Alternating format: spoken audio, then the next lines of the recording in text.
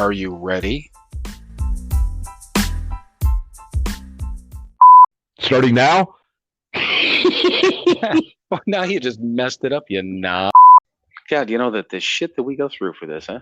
I know. Fuckers better appreciate it. What's the right. title of this podcast again?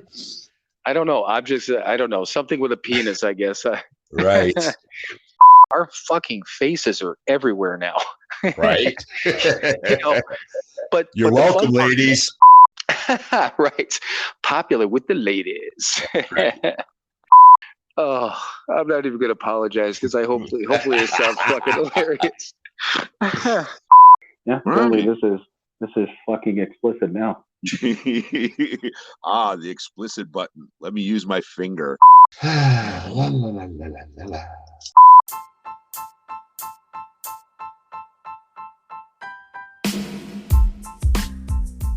It is time for another episode of Sober, Not Mature. And that episode starts now.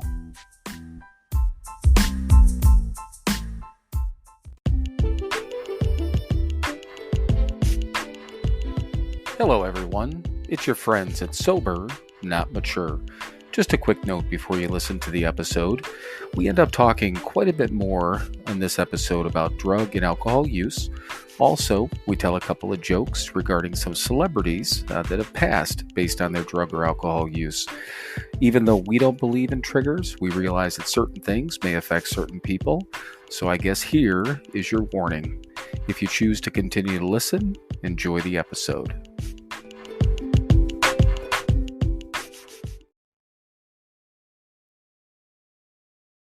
All right, everyone. Welcome once again to another episode of Sober, Not Mature.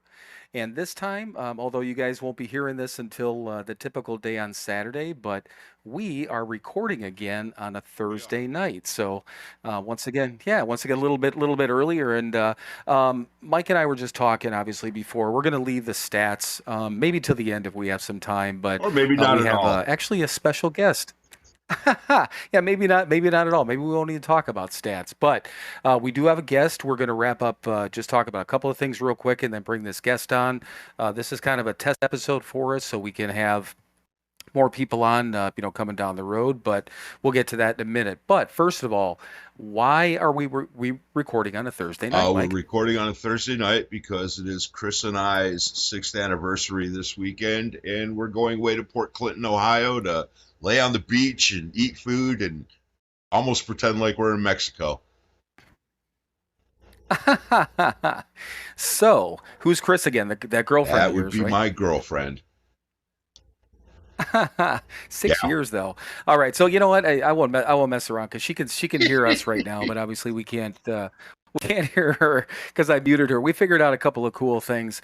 Is that I can adjust volumes and all that stuff, and I can mute her, but we're just going to go ahead and bring her on right away. So, Chris, you are now unmuted, so feel free to at least say hi, introduce yourself. Everyone can hear you now. Hi, I'm Chris. The girlfriend. We talked. Yeah, we've talked about you quite a bit, so hopefully people feel like they know you. But yeah, so. And like I was saying, I wanted to bring somebody on. We tried to get Chris on. God, what was that? Yeah. 2-3 weeks ago when we still had Right. the other software, right? And I mean, clearly that didn't work. We couldn't get anyone connected. But now that Mike and I obviously tested the software out last week, we figured this was another run to test it out with having a third person on because we do. We could talk about this later too, but we've got probably at least 3, if not 4 people that I know for sure that we've talked to that might want to be on. But so Chris, you're the lucky one to start out with. So tell us about this whole 6 years with this bald ass motherfucker too. Well, we met on Tinder, and he's probably the nicest guy I've ever dated. Ugh. Yeah, I know. Gross. Yeah, he's vomiting Can right you now, and mute so is me everyone while else. I go But throw up? You didn't let me finish. no, it's like no, man. I want to hear every word of this. Go ahead. I mean, I didn't Yeah, go date ahead. any really nice guys before, so I didn't set the bar real high. Right. Well, as I like to say, I'm not her first drunk, but I'm her first sober drunk. Yes. So, and I did have a question about that because Mike and I, and you probably heard it the last episode or 2 episodes ago, we were talking about, bringing up sobriety, especially in dating and things like that. And, obviously I knew you guys met on Tinder. I wasn't thinking that he had that listed on his profile, but so, and we talk about you a lot. You're a normie, although obviously you're not one of us, but we all know that we've talked about it. You don't drink, hardly at all, whatever it is. But when you were on Tinder like that, were you trying to find somebody who was sober, or just this bald ass guy came along and you're like, damn, this dude's hot. I mean, No, I had on my profile that that I don't drink and I don't do drugs, and that I refuse to date anybody that drinks. And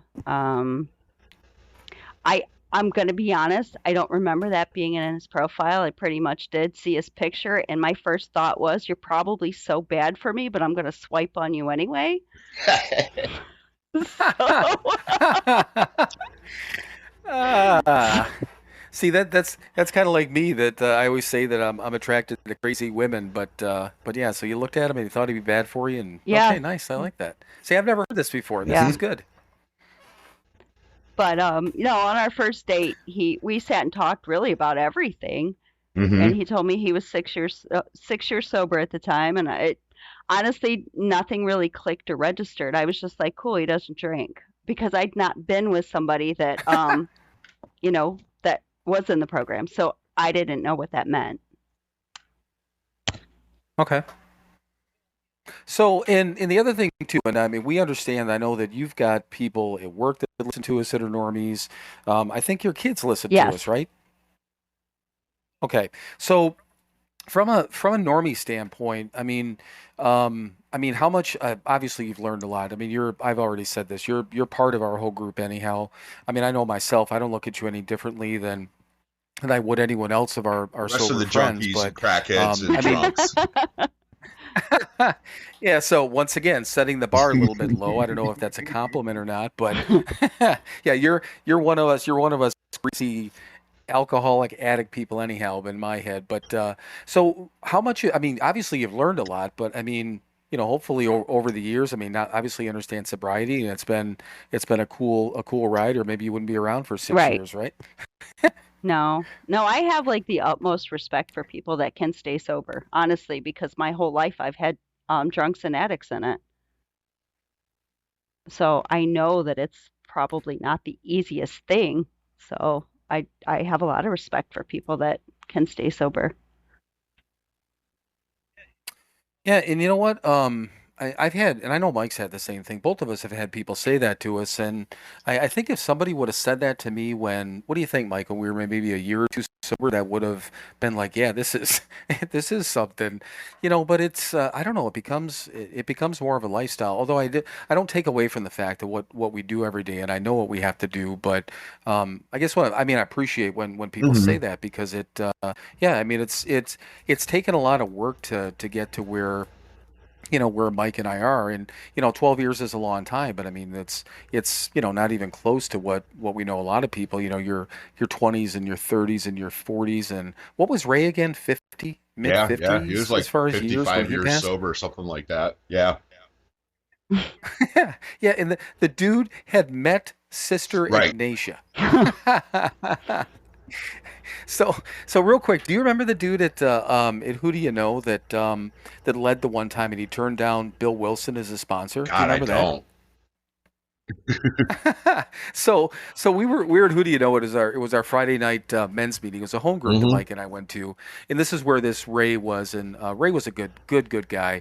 And what was it, 3-4 years ago now that he Yes. had passed? I think. God, I'm trying to think.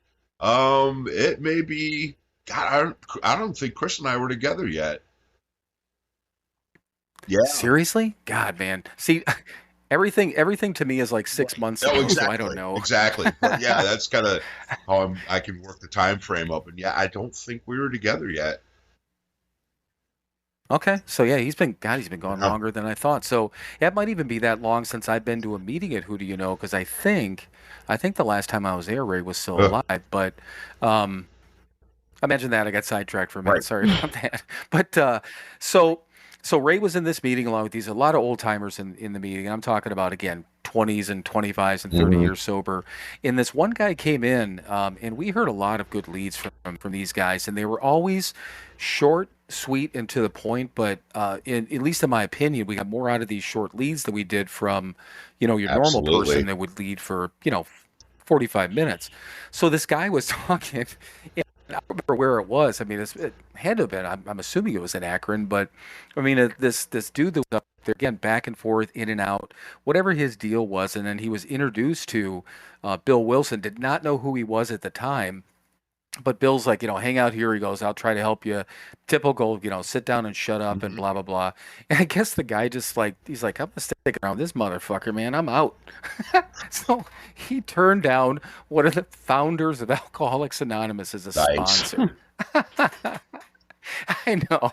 It's like, well, yeah, you really don't. It's like that's like throwing up the middle finger at this whole thing and being like Yeah, Tony, I exactly. gotta prove this ain't Hmm. gonna work. But yeah, so Chris, and also with all the what my point of asking about the normie stuff. So any questions that I mean, since you're on here, and I'm sure there's other normies that listen, any questions or any statements or anything that you want to talk about in particular while we got you on? I mean, we're using this as a test, but we might as well, pick your brain a little bit too and get some information out to normies if they want it. Um, I'm not prepared. You're not used to working off the cuff like Mike and I. Come on, I was just about to take a drink of coffee and I had to talk with you. Come on, man. I mean, I did. No, I'm just teasing. You did address before when I'd asked you because I mean, you didn't say who it was, but it was my father that passed away, and Hmm. he drank for 50 years, and I was just curious, and like I said, you already addressed it, but about how you guys feel. Does that solidify that, like, you did the right thing? Because it made me not want to drink seeing my father like that. Yeah, you hear So, that a lot. You do, and right, and it kind of goes either way. And I mean, it's been my experience. My mom was an alcoholic, and I saw her drink, and I saw her, the horrible behavior towards me, and but it certainly didn't stop me. It's I have the gene, so I kind of didn't have a choice. So it can go either way. right. Yeah. Yeah, and my dad was a great example too. I mean, my dad was a raging alcoholic, and I remember back when we lived in Parma. So I mean, you're talking back when I was, 5, 6, 7, 8 years old when they were Hmm. still together.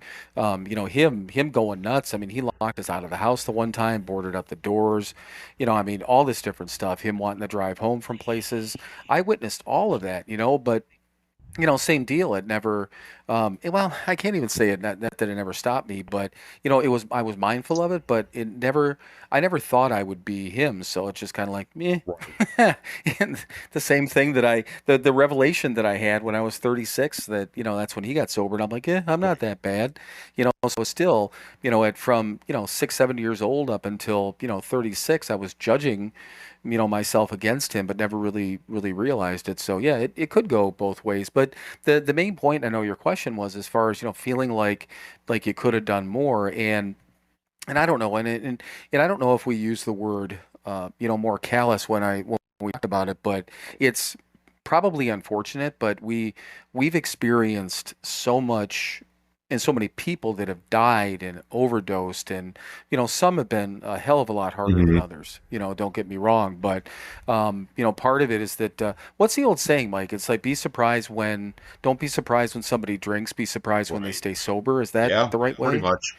You know, which is that's one of those things where it's like, I mean, we appreciate, and like I said before, appreciate people saying that, congratulations on what you guys are doing and all that stuff. But when somebody, at certain times like that, then I sit back and I'm like, well, I got to remember where I came from, type of thing, Mhm. and what could happen and what I could lose. But on top of that, too, I know for me, when I hear that somebody dies, it's kind of like driving past a cop on the freeway. You both hands on the wheel and you sit up straight, and you're like, yeah, but for the Yep, grace, right, Mike? exactly. I mean, because seriously, it's at that point you're like, uh-oh, that could have been me. It's just one lane over. I mean, there's nothing. The only thing stopping me from doing that is again, we do some readings, we do some prayers, and we talk about sobriety. It seems simple enough, but it's certainly more to it than that. Mhm. So, yeah, like I said, I don't mean that the wrong way when I said calloused about it, but we get, I think, more. Used to it. I don't know. Yeah, it used to it's Mm. yeah, and it's horrible to think about it that way, but I think it just happens just by nature. I mean, you're around this so Right. much, it's terrible. No, I get it. It, it's not the same thing, but like at work, we deal with animals being euthanized, whereas other people can look at it and just be like, how can you do that every day? You just get used to it and you deal with it. Right. So it's Compartmentalize, and, You know, I and you have to, otherwise you go crazy. yeah, and you make jokes about it because Mhm. you have to. It's how you deal with it. Not that I make jokes about dead well, animals. I'm in sorry. but here's the thing of it, and I honestly I think that's a wonderful example, because I mean pets are like family. It's different than the not the people didn't like their pets years ago, but pets are treated so much differently than they were some years ago. So, when a pet dies and stuff like that, yeah, it's crushing on people. So, I mean the fact that you're dealing with it every day, you have to you're used to it, and you've got to make a joke every once in a while just to I don't know, just to keep saying it, if Right. nothing else, right? Right. So you're do you know what they reminded me of, Mike? When Scott Whelan died, do you remember your post on Facebook that you took all the hell about? Yes, I mean, I yeah. do, but It was what? I'm trying to well, I know it was a lighter underneath a spoon cooking dope, and Yep. and what And was it exactly? It was, I don't know, lighting a flame in his memory or something like that. yeah, you said, "Hey, let's light a candle for Yeah. Scott Whelan. He just Right. passed." And people, I thought, I mean, okay, again, I have a sick Mhm. mind, and clearly so does Mike. Right. Because he posted it and I laughed at it, but people went crazy. And I remember really good All right. friends of ours are just like, dude, what if this was one of our friends Mhm. and whatever? And finally, it was like a couple of days later, you just had to be like, everyone, it was a joke. Whether it was a bad joke or not, I can't Right. apologize for it, but it was a Mhm. joke. And again, you admitted it was in poor Right. taste. You Well, all this different stuff, but It again, reminds it's me, well, when Robin Williams died, I believe my comment was, oh, it turns out he was well hung. Yeah, I know. I'm awful. No. I'm which an awful, again, awful person. right. And I But also said, I think and he would here's the thing. approve the joke. Robin Williams would have approved of that joke. Yeah, well, there was plenty of jokes when Michael Hutchins hung himself too, because considering he was self-pleasuring himself at the time. So once again, how did we go? How do we go from Chris, your dad passing away, to cuddly animals being euthanized, to Michael Hutchins jacking off himself to death? I mean, it just okay. This is. Don't worry, Chris. We weren't prepared for this either. What is the name of this podcast again? Once again, sober, Mature. not I don't mature. know. Something with a penis. Yeah, something with a penis. That was in. Yep, that was in that. The reason I saved that, he caught me. See, he had me laughing so hard that time I couldn't think straight. That's why when he said that, I was just like, couldn't even think straight. But yeah, that was fun. That was a lot of fun. So, any other questions? So I mean, from seriously, anything else that you want to talk about from a from a normie standpoint? Well, I mean, or- I kind of know the answer because I do ask Mike questions about stuff. But, for example, say there's somebody at work that drinks all the time, like all the time. And Mike has said there's nothing that we can do, but I know that there's other people that feel like, maybe we should get them some help. Maybe we should say something to them. And I've learned myself from the addicts in my life that nothing will get done until they hit rock bottom. So is it basically you just have to watch them burn themselves out, or can you suggest maybe you should get some help? Well, I mean, in my opinion, it depends on it. I think it depends on the person. If I had a family member or a close friend that was, ripping themselves up all the time, and I might say, dude, are you okay? Is there anything else I can help you with? I don't know that I would say, hey, I got a seat for you over here. You want to join me? Type of thing. But I might offer help just from the same thing. If I saw somebody continually, smashing themselves in the head with a hammer, I might try to mention something to somebody. But if it was now our mindset, as far as Mike and I, from people who have been sober, and especially in Alcoholics Anonymous, if somebody slips, it's up to them. They have to make that decision to talk to somebody, tell somebody, get the help. Again, we can reach out, we can do all those different things, but that the person's got to make that choice. And Mike and I, have talked about this endlessly, but with he and I, if I drank, for instance, clearly what would happen is, Kathy would call or Mom would call him right away. Right. I know they would, and I think Mike would probably reach out to me with some unkind words. You motherfucker, what Right. are you doing? And we got another story about that remind me of something else. But at that point, if I was like, dude, I got this, he'd be like, fine, Right. do what you got to do, man. Now, that would be, and I know I could say this without even asking him, because it'd be the same way. It'd be the hardest phone call that he had to make, and hardest thing he'd have to do is hang up that phone and walk Right. away from it, me included, if it happened to me. But that would be the way that it is. But the reason I know how he'd react, so I don't remember if I was back in Wisconsin yet. I don't even think I was, but either way, Mike gets a call from our mom, and she had never called him before, and this was. You didn't know her more than what, maybe a year at something that like that. point? I don't know. Yeah. A couple years. Year and a Yeah, half, a couple right. years maybe. Let's split the difference. Yeah. Yeah, well enough, but where she had Sure. your phone number at least. So he's working, he's driving, he gets a phone call, missed call, and you tell this part of the story. So you get a missed call from Mom, and you had a voicemail message. So you're going to listen to the voicemail message, and you can go ahead and explain what the story was, because I laughed my ass off afterwards. I don't But go ahead. remember why she called me. I really don't. Do you remember? But you remember? Oh, I know why she called. She had cookies for you. That she Yeah, had those the oatmeal cookies that we chocolate all chip loved. cookies. Yeah. Oh my God, those are so good. But anyway, okay, yeah, but I'm like, oh shit, yeah. My first thought was, because why wouldn't it be? Bill's fucking up. They need some help. They, right, whatever. And yeah, and I was going to call you and say, yeah, Derek was probably about 10 or 11 at the time, something like that. Yeah, right. yeah. And I said, you need to go find Derek and, punch him in the head as hard as you can, and then drive your car into a fucking abutment, man, and be done with it. Save us all the trouble. Yeah, and that's right, folks. That's my fucking reaction. Yeah. Go find your kid, hurt him as hard as you can, as quickly as you can, get it fucking over with, and then go off yourself.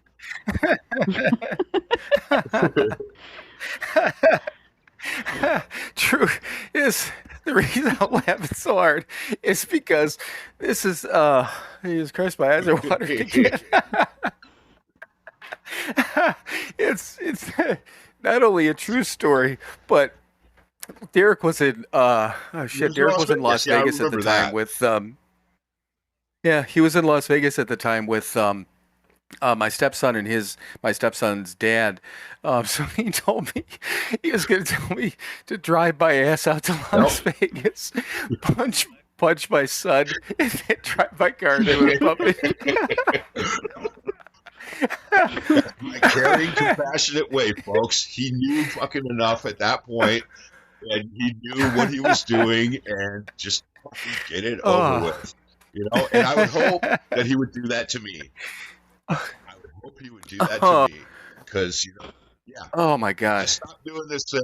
All I'm going to do is cause chaos and pain to everyone around me. So just do it really quick, really fast, and get it the fuck over with. Yeah. But yes, I mean that's the. But this is what we're, and this is going to sound weird, but this is that's a true indication. This was when Mike and I had only known each other a few years, and of course our relationship has grown deeper. So I don't know what he would suggest now besides death. But lighting myself on fire first, whatever. sticking a grenade up my ass. Whatever. I don't know. Unless there's something left for me to go piss on, I'm fine. Right, because but that's the thing is that again the reason I laugh so hard is because I thought about that we were talking about, but man I couldn't stop laughing at the time he told me that too because again the two of us we jumped to these conclusions, but again why wouldn't we, because that's what we were, that explains kind of that other question, Chris, is that how much we're just so used to this shit, but the other thing, so yeah, that's why I told Mike, we were talking one time, and I don't even remember if we were around family the first time we brought it up, but I told him, I said, just so you know, I said, if you ever drink again and you drink yourself to death, I said, I'll wait till the family clears, but I'm pissing on your grave. I said, just so you know. And he goes, that's okay. He goes, because if you do that, didn't you say you were gonna take my ashes, throw them in the dumpster at the Keating Center, and then take a dump on them? So, but if we die sober, God forbid, from some real ailment, then we're going to treat each other properly. And that's what I told him too. I said I'm going to take half his ashes and burn him into an Eric Clapton album then too. So, oh Jesus, God, man, that was funny. Oof. And that is a tribute, folks, because I fucking hate Eric Clapton. He's a hack. Yeah, that's why that was a thing that came up on Facebook the one time where there was you can get your ashes basically morphed into an album, and that's why I told Mike, I said, behavior, I'm gonna have him put into an Eric Clapton album, and you can spend eternity inside of Eric Clapton. Another reason to stay sober. Yeah, he's thinking about drinking, but he's like, can't do that, man. I'll be stuck inside Eric Clapton for the rest of eternity. Yeah. Yeah, I know, but whew. Boy, I think I'm better now. But my God, I haven't laughed that hard since that last time. All right. God, bad taste jokes. What's the difference between a bag of cocaine and an 8-year-old or a 4-year-old boy? Eric Clapton wouldn't let a bag of cocaine fall out a window. So we mixed Eric Clapton, cocaine, and his dead son into a joke. There we go. Now maybe we should do stats. Our followers were past tense. Yes. Yeah. Were. Okay, so everyone who just dropped off, then they won't be part of the next episode. Oh, okay. So all right. So let's back to Chris. We still have Mike's better half on the line here. So because it couldn't be any worse than this. Right. Right. So, and I think at some point, and I want to obviously give you a chance. I mean, if you have any other questions, but part of our little testing here is I want, like, if we ever have somebody on and they do, obviously want to drop off early, I want to see and make sure that happens cleanly without messing anything up. So I'm not meaning to at some point kick you off, but maybe we will, just because, it'll be part of our full testing is the only reason. Because quite honestly, we've been talking for like a half hour now, and I'm enjoying the hell out of this. So you could say all you want. I don't care. So it's up to you. What other questions do you have for these two sick minds?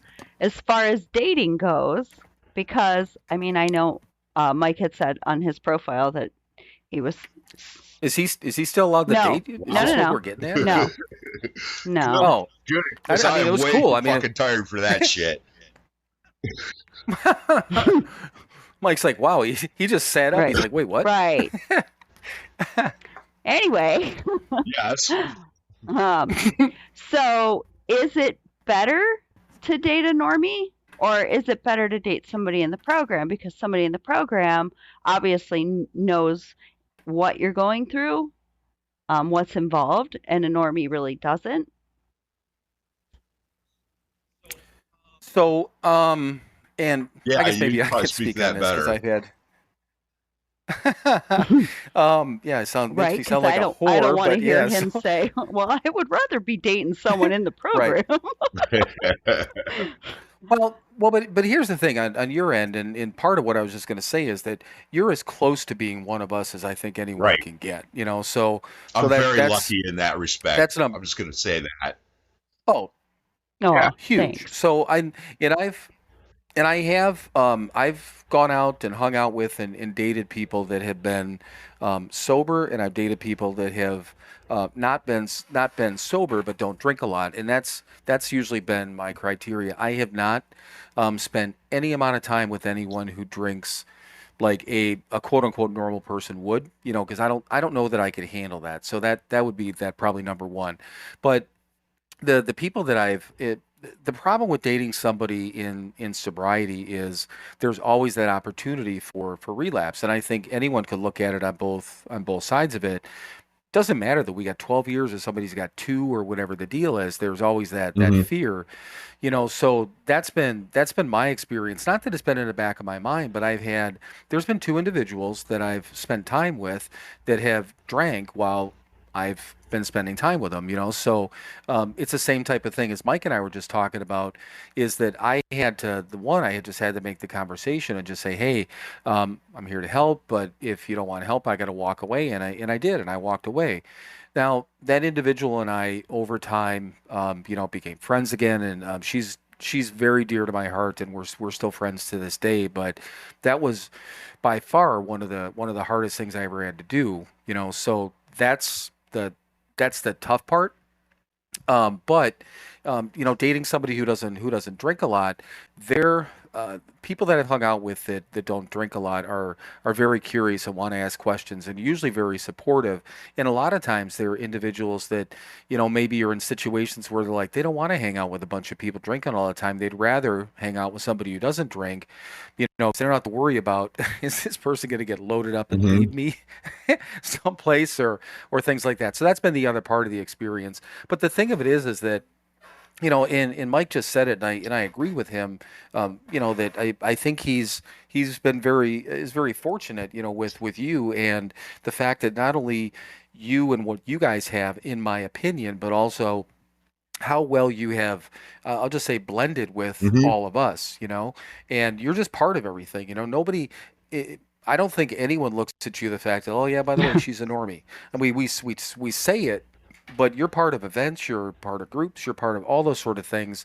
So I just don't think it's a very fortunate situation. You're that, I don't know, you're the almost like the anomaly, I think, when it Hmm. comes to people that the normie drinker. Because if I was dating somebody that drank, then you never know until you get to know the person. Different story. But I think there'd be risks more on the drinking side of things than on the sobriety side. But there's risks on both Right. sides. So. All right. Does that answer your question? Yeah, I mean, like, out of I thought we lost her for no, a minute, I or was at least I just blew her listening, mind or but something like that. out Like, of Put her to what? respect sleep. for Mike, I don't, like, for example, when we go to my son's, to Donnie's, Hmm. and he has wine. I mean, I know you told me it's okay, but I just feel like my first husband was an alcoholic, and I could not stand the smell of alcohol on his breath. So that's why when Donnie will hand me a glass of wine, I just like look at him because I'm just like, I don't want you to have to kiss me with that smell on my breath. So a lot of Right. times I don't out of respect, but you as you're well aware, it takes half a glass of wine and I'm freaking drunk. So and then I just get the giggles. That's me Right. being drunk. Cheap date. Right.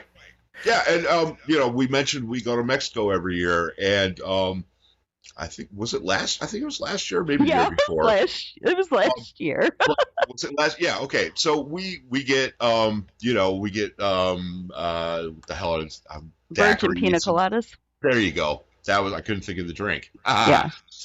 Yeah, and we give virgin pina coladas quite often. And we were out to dinner, and Chris ordered one, and they brought it to the table, and it was not virgin.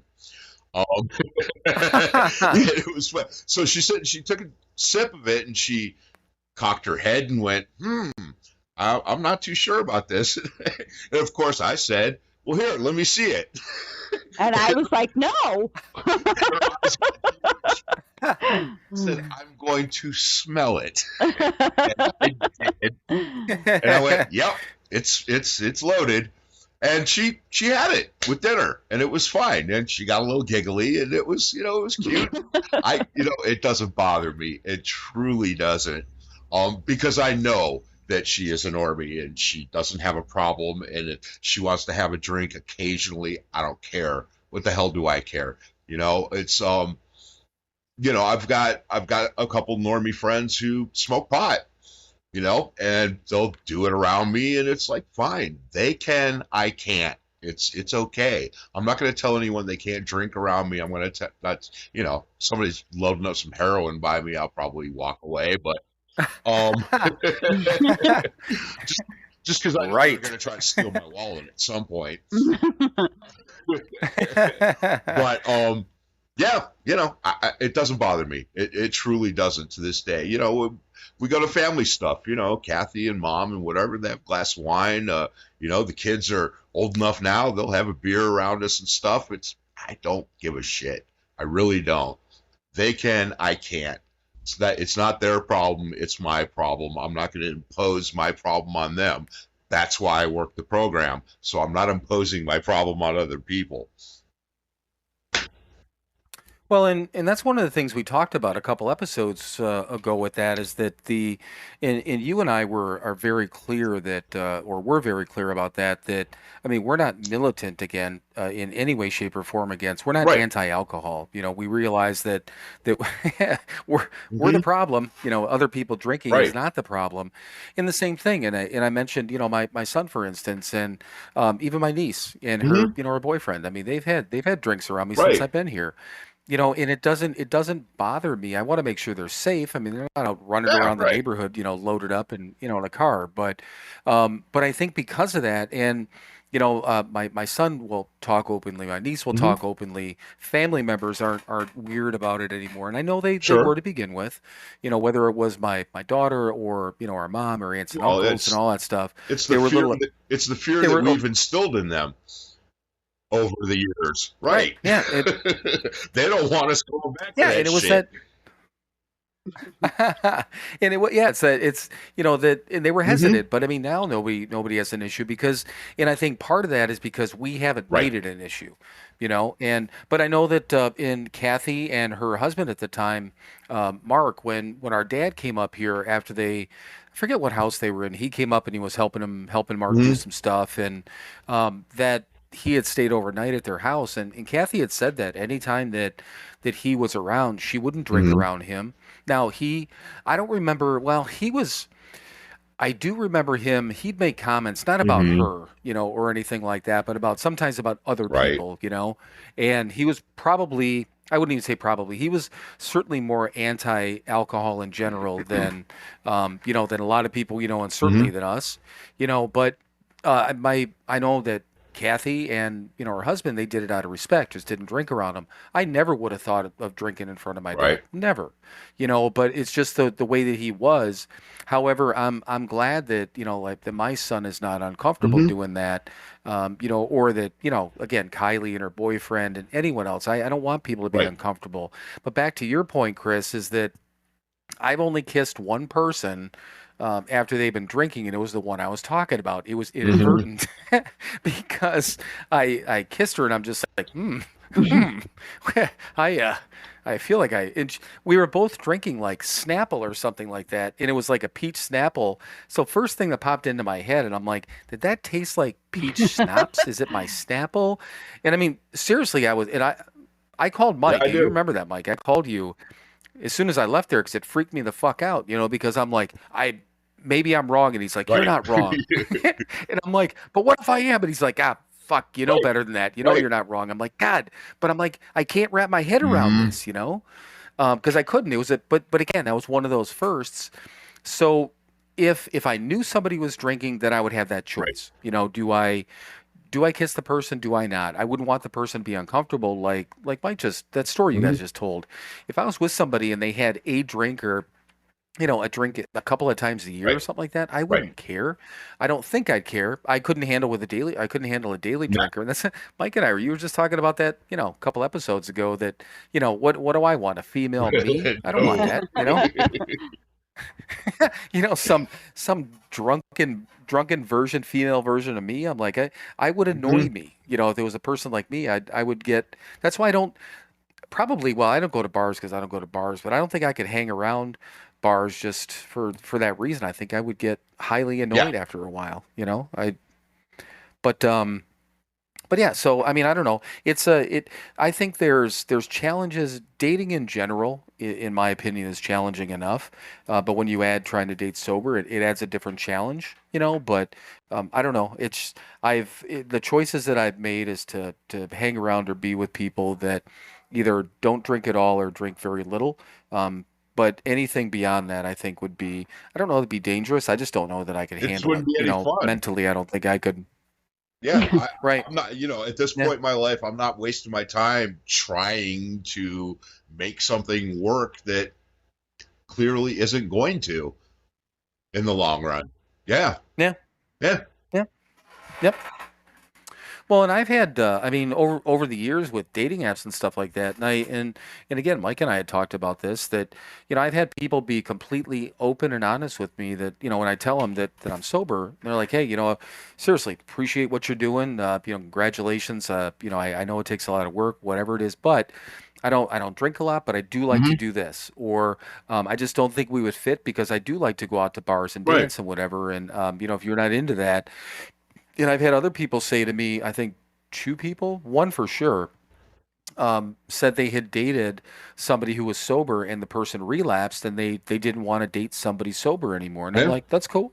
And I mean, this would have been probably 3-4 years ago. So I mean, it's that first thing in my head. I'm like, fuck, man, I've been, at that time, fuck, man, I've been sober for 8 fucking years. Really? But then I think about it, I'm Yeah. like, yeah, I Mhm. get it. Somebody's been hurt before. That Right. who knows? There's always that risk on our Exactly. end. Again, So I get why it. waste your time? Well, I mean, Right. you were the first. Oh wait, Chris, you're still here? Sorry, Wow. I forgot you. Forgot you were here. I was getting all Wow. mouthy for a minute. Sorry about that. Minute. Go ahead. Yeah, there we go. A minute. No, Mike is the first sober person I've ever dated. So even when I was on the dating app and somebody would be like, I don't drink, but I smoke pot. Well, life has taught me that the last person I was with that said they just smoked pot turned into a meth addict. So that is why when I said no drinking, no drugs. So when he said he was sober, like I said, I didn't know what all that entailed. I just knew that he didn't drink and he didn't do drugs. So Mhm. Right. Anymore. But it never even I did a lot of them. the thought never even occurred that a relapse was a thing. Right. I didn't even think about that. And my mom, how much she loves Mike and all, pointed that out. She's like, well, what if he starts again? Mhm. And I was like, I don't know. I didn't think about it. That'll just, like, if that happens, then we'll deal with it then. But go Yeah. by your thought one day at a time. Mm-hmm. So Right. yeah, she was so leery about. Well, she still is. Have you seen me, kids? Well, and you know what? You said, you had never thought about it. It could still be a thing. I mean, again, 12 years is 12 years, and we're talking for both of us, but it doesn't mean anything. One of us, whatever weird thing happens and, somebody actually, I don't know, gets a case of the fuckets and then decides it can happen, but I don't know. I mean, I suppose it could always be in the back of somebody's Right. head with Oh us, yeah, right? and as well it should be. But I like to think, that she's around me enough and she sees that I do the work on a daily basis, the little things that, we've talked about, making your bed every day. We were just having a conversation about that the other night because generally on Sundays, she doesn't work every Sunday. And even when she does, she leaves after me or around the same time. Anyway, I get up and I'm doing my stuff and whatever, and she will generally make the bed on Sunday when she's here. And I was like, I said, yeah, I appreciate it. I thanked her. And, I said, yeah, because if I come home and the bed's not made, I'm running to the liquor store. I'm going to score some heroin, man. And it'll all be my fault. Yeah. So, yeah, but she sees me do the work. She knows, I would hope that if there's a change in my behavior, if I'm starting to act differently and all that stuff that we do, because, we're not that good at hiding it, even though we think we are, then she would know. But she sees that I'm being consistent and doing things the same way every day. And, so hopefully by doing that, by being that example, by living my life the way I'm supposed to live it, she sees me doing that and she doesn't have to worry. Hopefully. No. I mean, and that's the point, right? I mean, gaining that that's that daily, that daily amends and all those sort of things. Although you don't, obviously you didn't know her prior, but I mean, we live that way to try to, again, be that better person every day. And that's the same thing. I mean, I would hope that even when, you figure when I was in Wisconsin, I was on my own and stuff like that, but, away from all you guys and main family, but, it'd be one of those things where I would hope that if anyone hadn't heard from me or thought I was being squirrely or had an attitude or whatever, that, at that point they could call Dawn, they could call Derek, any of those people would be, easily check on me, or I was around them enough, I think, again, like you said, hopefully my son would know and, my ex-wife would know, but yeah, I mean, it's part of everything that we do. And, we hope that we're setting the right example so people but that's the point, right? People shouldn't, we try to make it so people don't have to worry about us. Remain accountable. Well, I do say you're the responsible one out of the two of us. So I know, which is frightening. That is kind of, he's the responsible one. Wait, what's your, what percentage is your phone right now, Chris? 99. Oh my! Yeah, that's a switch, right?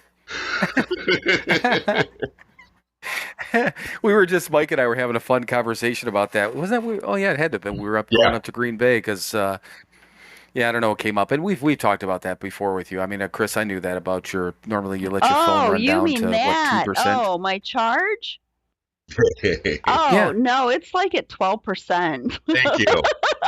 Oh, okay. So there's the Chris that we know.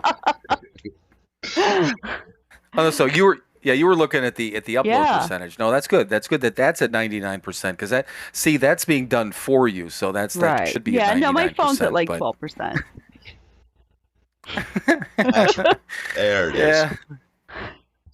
There it is. Because seriously, it threw me. I was about to make fun of you and make a point, and I'm just like, oh, well, okay, I got nothing. No, I do have 3/4 of a tank of gas only because Mike filled it up for me the other day. Otherwise, I'd be below E. So you run your tank to empty, you run your phone to empty. I like to live life on the edge. Yeah, nothing wrong with that. But once again, that goes back to the reason you swiped on Mike. These probably going to be bad for me. That's exactly what I said. I said, "Oh, you're so bad for me. I'm going to swipe on you." Yeah, and then you're probably disappointed because he's actually a decent guy. You're like, "Damn it, you're too nice." To be honest, I ghosted him because he was really nice, and I was just like, well, I don't know about this guy. Yeah, she did. She, it was about a month or so. Right around there. Yeah. And I kept trying. He didn't give up, but I still, to this day, go, why didn't you give up on me?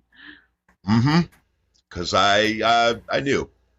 I knew that there was something there that was worth working for. Imagine that. Huh. That's one of the nicest things you've ever said. I'm glad that was actually recorded. I've said it before. I know, but and I knew about the ghosting part. And when we talked about Chris a couple of times, and actually when you talked about when you started off this conversation, I wasn't going to bring it up. I'm glad one of you guys finally brought that up. I remember that whole ghosting thing. And I was just like, because I remember you telling me about that. I'm like, damn, really? Because you told me the Tinder thing and you swiped. I'm like, damn, actually met somebody decent on Tinder, and you're like, but yeah, now she ghosted me. I was like, man, what the hell, man? What the hell?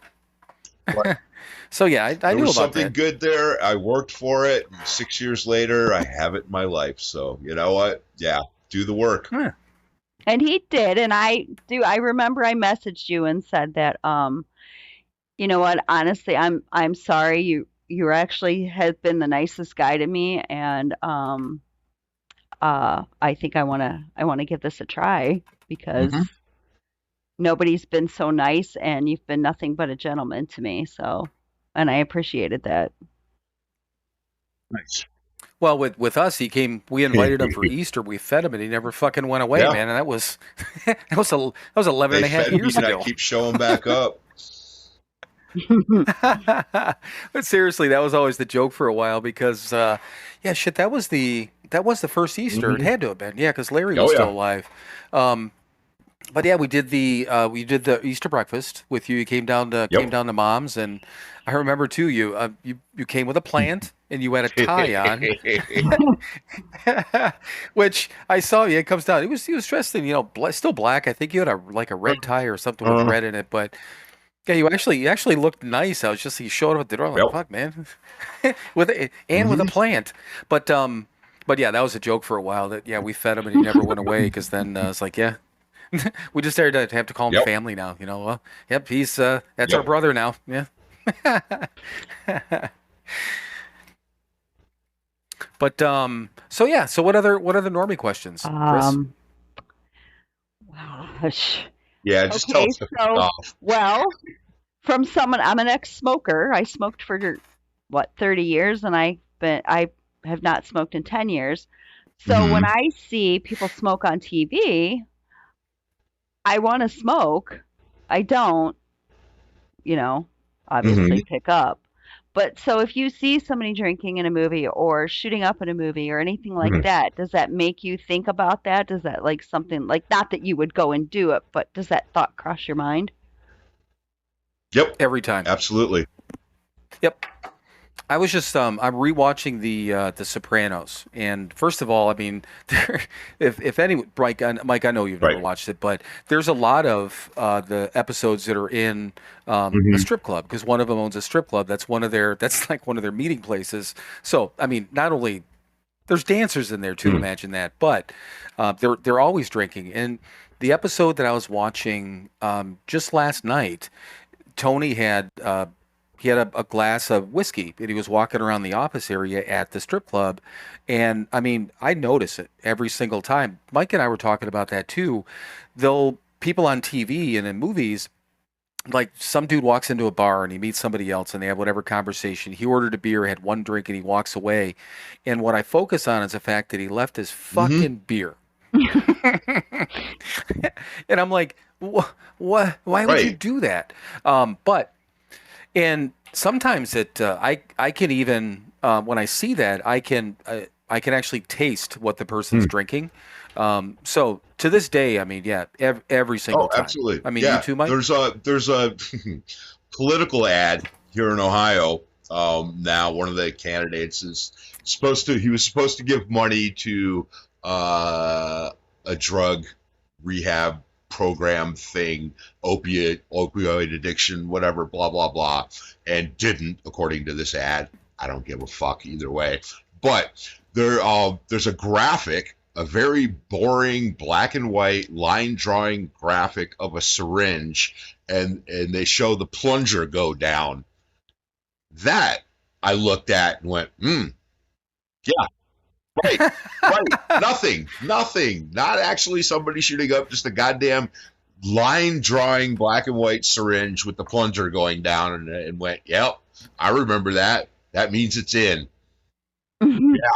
Right. Little, nothing. Right. Yeah, it happens all the time. You know. Did I ever tell you that I Well, played a and heroin addict in a commercial? Yeah. really? Yeah, you told a long time ago. You told me. I don't remember the specifics. Yeah. Well, guess what? I never heard it, and anyone else that's listening ever heard it. So tell the story. I have a friend that makes videos, and I used to let him use my spa that I used to have to shoot videos in and stuff.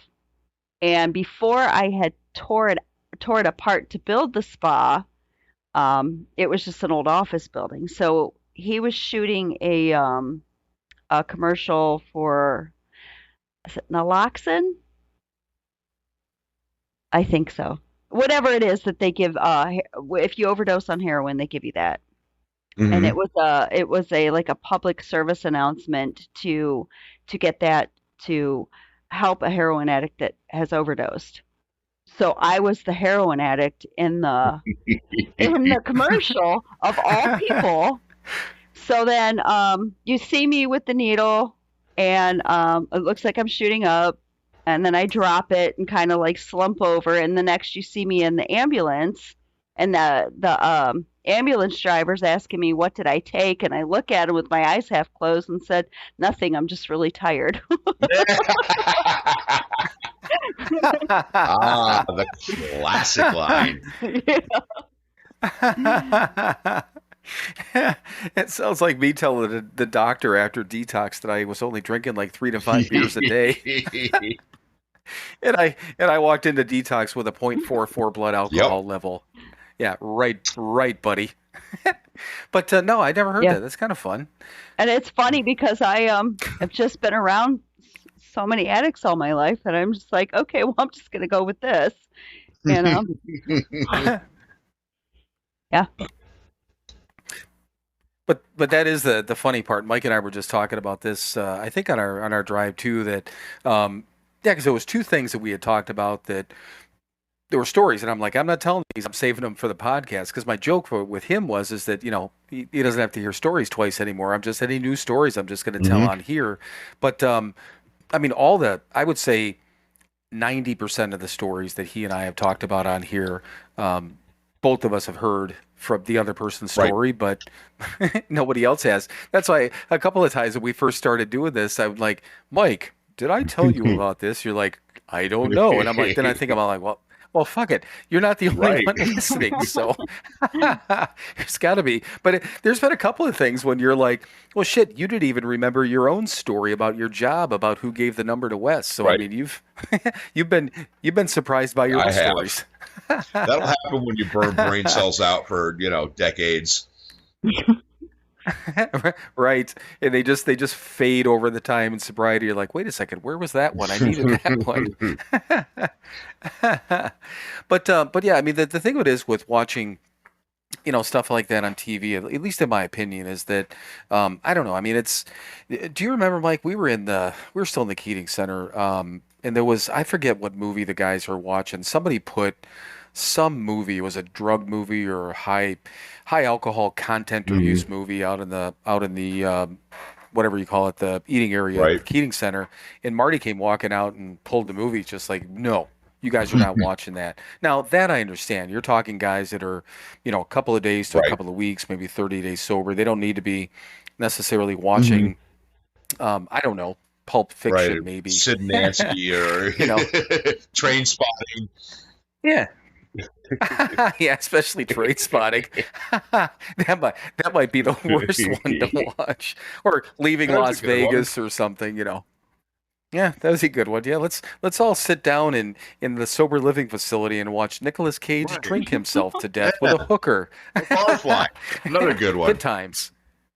Barfly. What is? Yeah, for all my friends. But the whole point is that I mean we've heard, and Mike and I have talked about this before too, is that I've heard so many people over the years that have either short amounts of sobriety or I mean really long amounts of sobriety that say that they never think about alcohol, watching it on TV, they don't even notice it. I don't. Again, if that's their deal, that's their deal. I I don't don't believe understand it. it. I don't understand it. Yeah, and I was trying to be short of saying I don't No, believe I'll it. I say just, it. if I don't nothing give a else, fuck. I don't believe it. You're a goddamn liar. yeah, it doesn't make it doesn't seem, yeah, that doesn't seem real. It seems Right. like, no, I don't, yeah, Yeah, there's right. no way. We've spent the majority of our life obsessed, and all of a sudden we don't think about it at all. Nah, it's bullshit. Right. Yeah, and I mean that actually it worries me when people's not Mm-hmm. worries me, but Well, I get this mild because they're concern, not being totally honest. you know. And I heard somewhere we're supposed to be honest. Yeah, Good I've and heard that bad. too. Probably. But yeah, I mean again, yeah, I don't see it. Yeah, it doesn't, it's bullshit. That's, yeah, let's call it Let's call it bullshit. that. But no, I mean it doesn't bother me. That's what Mike and I were talking about that too. That people, there's, a lot of people that are all up in arms about, the advertising with alcohol and stuff Mm. like that. I mean, I don't care. It's a business. I mean, I get it. There's got to be a certain amount of responsibility that people and parents have, for their Right. children and how they raise them. And everyone wants to go after alcohol, and I get it. I mean, it kills tons of people on a yearly Mm-hmm. basis. But the people that are up in arms and shaking their fists at the alcohol ad or in the drive-through at fucking Exactly. McDonald's, feeding that shit to their Well, kids. And Coca-Cola's not very I good for stopped you eating. either. What's that? Coca-Cola's not very good for you either. Yeah, I mean, I drink soda. I've been trying to drink Right. less, but I know it's not Right. good for me. But I stopped eating McDonald's because it literally it was making me feel Right. terrible. And as soon as I stopped eating it, I actually felt better, and like kind of like what I like when I stopped Yeah, drinking. imagine that. I know, it's like, what? Wait a second. So this could cause me to Hmm. feel bad? A Big Mac and a bottle of whiskey didn't make me feel good. Maybe I should stop. So Yes. Chris, we're gonna hit you for another question. I mean, if not, I mean God, we're at 59 minutes Mhm. now, but I mean, we filled the entire. This has been a total Normie Chris episode. Yeah. And I love it. Okay. What's gonna be cool is this will be out of all the stuff and all the heart and soul and all the shit that we poured out of our minds over the last 23 episodes. I'll bet you this will be the highest rated episode we have. and it's cool because two things. It's that over time, I'm sure that, and we've got plenty of stories, and I don't know. We think we're interesting, but I'm sure over time, maybe at about 18 or 19 episodes, just hearing our voices on here was Mhm. getting old, So, but now, I mean, we have the ability and getting not only a fresh voice, but somebody from the normie side of things. So I think this is cool. Absolutely. So, what else you got there, So, Chris? a family member of mine did go. Wait, Yeah. hang on one second. Mike, didn't she say she wasn't prepared? Did you just pull some fucking list out of your pocket a few minutes ago? Well, I wasn't prepared, but I've got a list of things here I want to speak about. Thinking as you're talking. Right. That's cool. Then No, go ahead. apparently it's not No, I just know, your I'm just cats messing that are dicks. Right? They do keep trying to jump on the phone. Anyway, Yeah. so a family member of mine did go through rehab, and she no longer uses that particular substance, but it was meth. But she had said that while she was using, even when she was first, like that first 2 weeks in rehab, she had like for lack of a better term, love affair with meth, Mm. and she would get offended when people would talk bad about it. Almost like it was almost like an entity to her. So, Mhm. did you feel that same way about alcohol or drugs? Like, you loved it. Don't speak ill of it. Oh, absolutely. Go ahead, Mike. Yeah. I mean, um, if you truly go through this process, you grieve the loss of your best friend. You absolutely do. If you don't, you're not doing it right. You have to. Yeah, booze and drugs were my best friends. They were everything to me. And the loss of them, yes, it was. I had to let them go, just like anybody, a friend dying, someone close to you that's not going to be in your life anymore. And to truly work this program, you have to go through that process.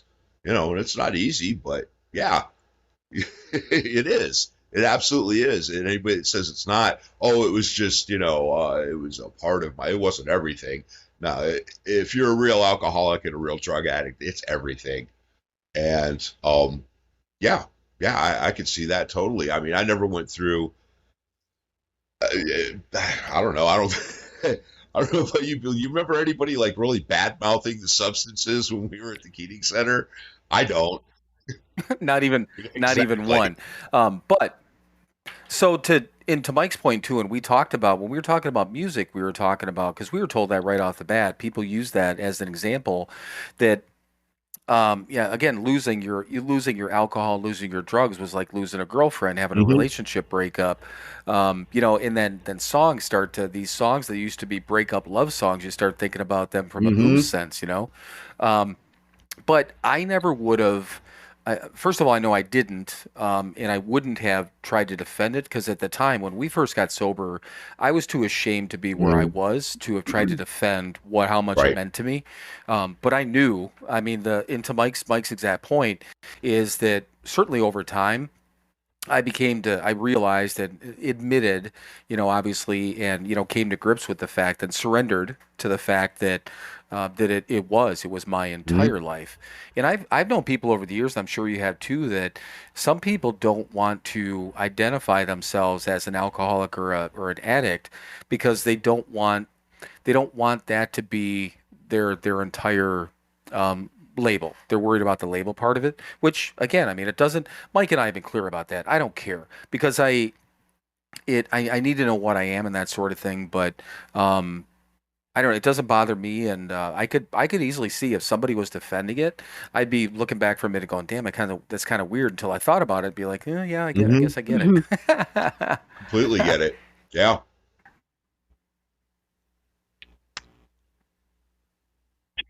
Yes, You still I'm there, here. Chris? I'm just listening to you guys. But no, I mean, yeah, it's and like Mike said though, that made me laugh the most that nobody there was bad mouthing it because I think all of us at the time were just quietly thinking, shit, we still want some of that. Yeah, and that's how she was. She, wasn't like you don't know her.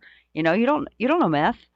Right. But it was to herself, that, she was very defensive and, you don't know what it's like. You don't know anything about it. Right. And I do see that in the rooms and, well, Bill's an example. He has no idea what meth is like. He's never done it. He doesn't know what heroin's like. He's never done it. Thankfully, I've done everything, so I know what it's all like.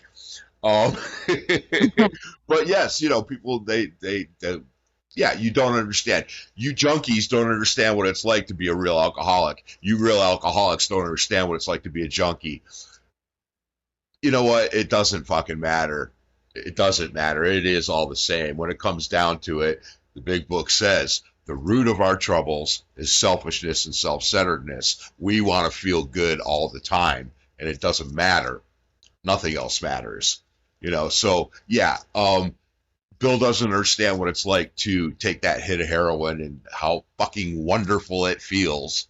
If he did, he would know. He would know how wonderful it feels. And it's that when you're really jonesing for a drink and you get those first couple of pops in you and that warm glow comes over you, it's the same fucking thing. You get that hit of coke in you and those endorphins get released in your brain. It's the same fucking thing. You take that hit of meth and that rush hits you. It's the same thing. It's all the same. Yeah, the only thing that I had I ever tried anything outside of alcohol, the only difference would have been is I would have been dead for sure. Because I did seriously, I did a really good job of trying to drink myself to death inadvertently. So if I went that hard on that and if I would have done, Right. I know I would have. if I would have ever tried anything like that, I would have been like, whoa, get a little Oh more yeah. of that stuff. And I would, yeah, I would have. And that's the thing. I mean, that's the only thing I ever heard of. People would say the people who are honest from the alcohol side of things is they would say usually the only difference would be that, it took me Mhm. longer to get to the point where somebody else might have gotten in the rooms at 5 years and it took me Right. 20, because I was, and I use quotes, only Right. drinking, but I mean, had I used any sort of other substance, any sort of drugs, I'm sure I would have joined either joined the rooms or been Yep. dead, long, long, long ago. There's no doubt in my mind. So, and even to this point, I think I know I've told Mike this before, but once again, having never done any drugs, haven't smoked weed, anything like that, when I do my prayers, I always say that I'm powerless over alcohol and Mhm. drugs because I Right. know better. And it doesn't matter what it is, whether it's whiskey, whether it would be cocaine or meth, or start smoking weed, or I start huffing Mhm. paint. Right. One way or the other, it's gonna Yep. get me. And I know that I've got. I mean, I'm a person that's addicted. I happen to be, straight up alcohol, but it doesn't matter what it is. To Mike's point, it's all the same. One way or the other, it's going to get me, and it's gonna light me up, and it's going to make me feel good, and I'm going to want to Right. do it again. And I will hurt everybody around me to keep that fucking high going. Right? And I'll be hanging out at fucking Sherman Williams Yeah. all day. Why I got to go to Sherman Williams? I'm painting shit all over the place. I'm painting people's houses. They're like, "Why do you need another can of paint?" I don't know. Why Took a are lot you of paint. giving Took a lot of paint, Benjamin man. Moore a blowjob? Right? Hey, Benjamin, you look mighty fine. You look mighty fine in them blue jeans. Oh shit. Well, I will ask you one more time, Chris, because I know Mike's answer, but we're at like almost an hour at 10.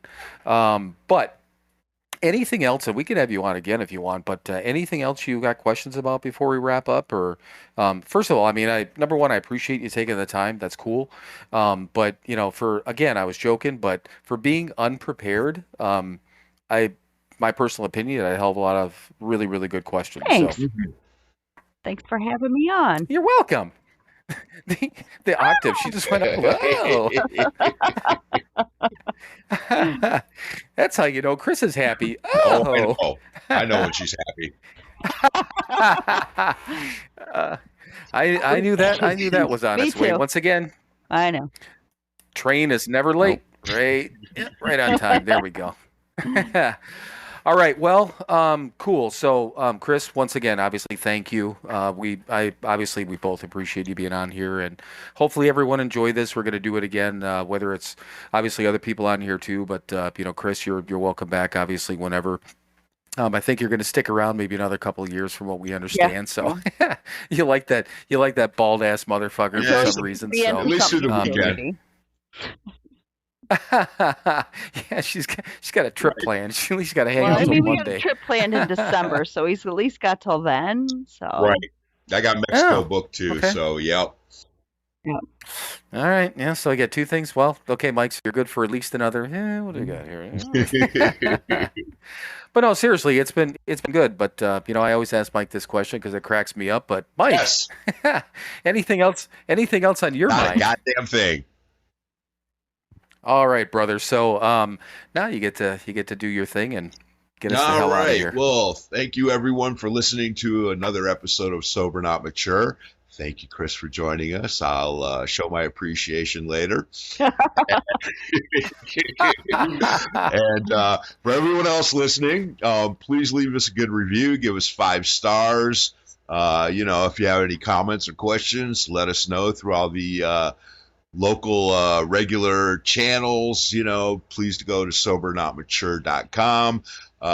Click through, buy a t-shirt, coffee mug, whatever. Tell us we're doing a good job. Tell us we're full of shit. Tell us whatever. Communicate. And as always, please be good to each other, be kind to each other, do something nice for somebody else, and fuck off. All right, man. Well, Chris, obviously, again, thank you, Mike. We'll talk soon, and I love you both. Love you Alright, too, love you. brother. All right. All right, guys. Bye. Bye.